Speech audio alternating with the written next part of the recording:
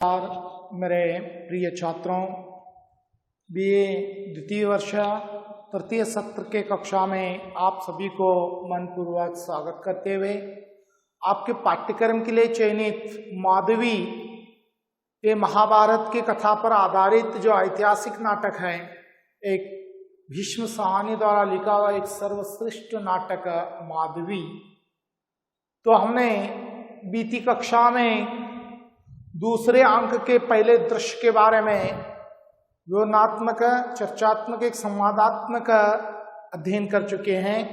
तो बीती कक्षा में आपने देखा किस प्रकार अयोध्या का महाराज हर्यश के दरबार में गालों ने माधवी को सौंपकर आगे के 600 घोड़े के खोज में निकल चला पड़ा है।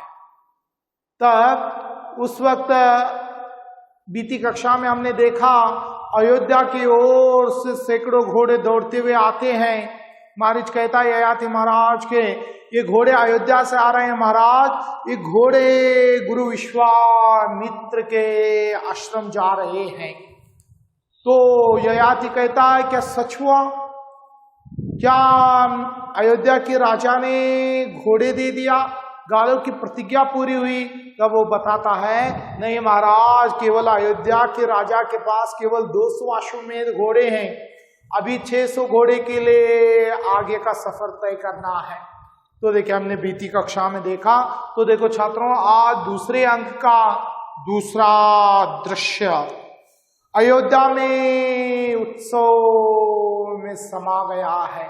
जो अयोध्या का महाराज है हर्यश का दरबार, पूरा अयोध्या एक उत्सव के अंदर समा चुका है। नृत्य संगीत चलने लगा है अयोध्या के अंदर, ढोल मंजीरे नृत्य, पूरा अयोध्या उत्सव एक खुशी के अंदर उत्सव में डूबा हुआ है। राजा को पुत्र लाभ होने पर राज के कर्मचारी जनसाधारण में मिठाई बांट रहे हैं।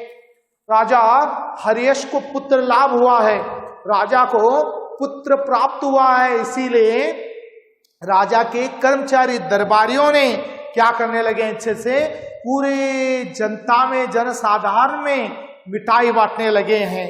थोड़ी देर बाद वे वहां से हट जाते हैं। क्या करने लगे हैं? जैसे कर्मचारी मिठाई बांटने लगे जनसाधारण पूरे अयोध्या वासियों को। पर्दा उठने पर माधवी दृश्य रंगमंच पर प्रारंभ होता है, तब पर्दा उठता है, तब माधवी अयोध्या प्रसाद के बड़े द्वार से धीरे धीरे धीरे बाहर आ रही है। देखा है आपने, जो किला, जो राजमहल होता है उसका द्वार ऊंचाई होता है। जैसा आपने देखा होगा बुलंद दरवाजा, तो वैसे ऊंचा द्वार से अयोध्या के महाराज के महल से निकलते हुए माधवी महल के द्वार से निकलते धीरे धीरे बाहर आ रही है। सुंदर रानियों की वो वेशभूषा में है।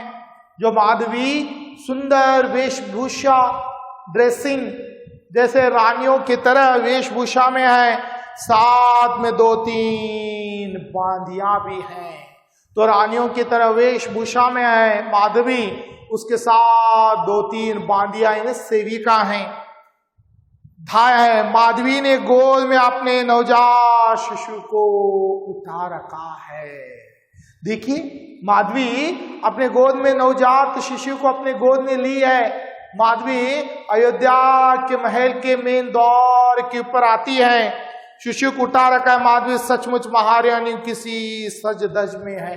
तो सेम महारानियों जैसे सज धज कर वेशभूषा में बंधी हुई है माधवी, जब अपने शिशु को लेकर प्रवेश करती है।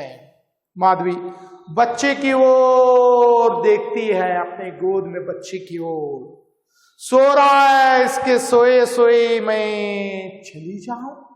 देखो छात्रों, अयोध्या महाराज हर्यश और माधवी का एक जो समझौता था 200 अश्वमेध घोड़े के लिए, और माधवी के कोख से जो पुत्र जन्म होगा, पुत्र जन्म होने के बाद वो 200 अश्वमेध घोड़े देने का अयोध्या का महाराज हर्यश ने गालों को वादा किया है। और 200 अश्वमेध घोड़े के साथ वो माधवी को रिहा करेगा। तो उसी प्रकार माधवी कहती है वो हर्यश को पुत्र जन्म देकर माधवी सो रहा है, मैं सोते ही चली जाऊं। एक हाथ से बच्चे का माता सहलाती है। एक माँ अपने बच्चे को कैसे प्यार करती है, प्रेम करती है, उसी प्रकार माधवी अपने बच्चे के सिर पर हाथ सहलाती है, बच्चे को एक बार चूमती है, फिर उसे धाय की बाहों में देती है। धाय माँ यानी जो बच्चे का पालन पोषण परवरिश करने वाली माँ, दाई माँ कहते हैं। तो क्या करती है, बच्ची के सिर के ऊपर हाथ सहलाती है, चूमती है और माँ अपने हाथों से धाय माँ के हाथ में बच्चे को देती है। धाय बिल्कुल आप पर गया है महारानी, धाय माँ कहती है माधवी को, बिल्कुल आप पर गया है बच्चा, आप ही जैसा गोरा गोरा रंग है बालक का। धाय माँ कहती है रानी सेम बच्चा आपके जैसा हुआ है। तो देखिए गोरा गोरा, देखिए ऊंची ललट पेशानी, कितनी प्यारी सी तीखी नाक। धाय माँ कहती है देखिए महारानी आपकी जैसी नाक, जैसे आपकी जैसी ललट पेशानी, तो आप जैसा सुंदर पुत्र देखिए, कहती है माधवी। क्या नाम रखा है महाराज ने इसका? माधवी को मालूम तक नहीं है, उसके कोख से बच्चे का जन्म हुआ है, उसका महाराज हर्यश अयोध्या का राजा ने उसका नाम क्या रखा है। धाय माँ को पूछती है, धाय आप नहीं जानती महारानी इसका नाम क्या है? धाय माँ भी आश्चर्य होती है, माधवी को पूछती है महारानी आप नहीं जानती इस बालक का नाम क्या है? इसका नाम है वसुमना। धाय माँ क्या बोलती है, बालक का नाम है वसुमना। वसुमना रखा है महाराज ने। माधवी बच्चे का नाम बुदबुदाती है। तो देखिए माधवी बच्चे का नाम बुदबुदाते हुए वसु वसु वसुमना वसुमना उसे फिर से चूमती है। माधवी और बच्चे को फिर से चूमती है। धाय आंखें खोलो जी, देखो तो कौन तुम्हें दुलार रहा है। धाय माँ बच्ची को उठाती है, आंखें खोलो जी, देखो आपको कौन दुलार कर रहा है, आपसे कौन प्रेम कर रहा है, देखो आपसे कौन प्रेम कर रहा है, देखो देखो, कहते हुए धाय माँ उस बच्चे को जगाने की कोशिश करती है। बांदी जाग जाएगा अभी, बांदी सेविका कहती है। माधवी फिर से बच्चे को धाय की गोद में से ले लेती है और क्या करती है, धाय माँ की गोद से फिर से अपने हाथ में लेती है। अभी तो लौट चलिए महारानी, आप तो युवराज की माँ हैं। क्या कहती है धाय माँ? महारानी कहती है महारानी आप लौट चलिए, इस युवराज की आप माँ हैं, आप अयोध्या की पटरानी बनेगी, आप जाति क्यों है? तो देखिए धाय माँ कहती हैं आप लौट चलिए दरबार में महारानी, आप तो पटरानी बनकर रही है, आप तो युवराज की माँ हैं, आप क्यों लौट रही हो, आप क्यों जा रही हो? कहते हो धाय माँ माधवी से कहती है, माधवी माँ नहीं, केवल जन्म देने वाली है, मैं माँ नहीं, केवल मैं जन्म देने वाली हूं, मैंने केवल इसे जन्म दिया है, मैं इसकी माँ नहीं हूं। माधवी कहती है मैंने केवल इसे जन्म दिया है। बच्चे को धाय माँ की बाहों से लौटा देती है और बच्चे को धाय माँ की गोद में देती है। बच्चे को सौंप देने के बाद माधवी अपने सिर से मुकुट उतार कर बांदी के हाथ में दे देती है। क्या करती है, धाय माँ को सौंपती है युवराज बच्चे को और अपनी महारानी का मुकुट उठाकर उस दासी सेविका के हाथ में देती है। फिर कंठहार, बड़ा सा रानियों का कंठहार निकाल कर देती है। एक एक कर सभी आभूषण उतार कर बांदी को दे जाती है। जो महारानी के आभूषण देखा होगा आपने, पूरा एक एक कर पूरे आभूषणों को उतार कर महारानी क्या करती है, जैसे बांदियों के हाथ में देती है। यहां तक कि बढ़िया ओढ़नी भी उतार कर दे देती है। जो उसके सिर तक जो ओढ़नी थी वो भी उतार कर माधवी ने बांदियों के हाथ में दे देती है। ये सब महाराज को लौटा दीजिए। क्या कहते हैं माधवी? ये सब कुछ महाराज को लौटाइए, रानियों के वस्त्र आभूषण मेरे नहीं है। क्या कहते हैं माधवी? ये महारानियों के वस्त्र आभूषण मेरे नहीं है, ये सब कुछ महाराज को लौटाइए। अब तुम जाओ, बच्चे को महाराज की गोद में दे दो। माधवी कहते जाओ, तुम जाओ, ये आभूषण ये बच्चे को महाराज के गोद में दे दो। दाया और दासियां बच्चे को गोद में लेकर लौट पड़ती है। दोनों लौट जाते हैं। धाय मां और बांदिया बच्चे को लेकर चली जाते हैं। थोड़ी देर जाने पर प्रवेश द्वार के पास बच्चा सहसा जाग उठता है।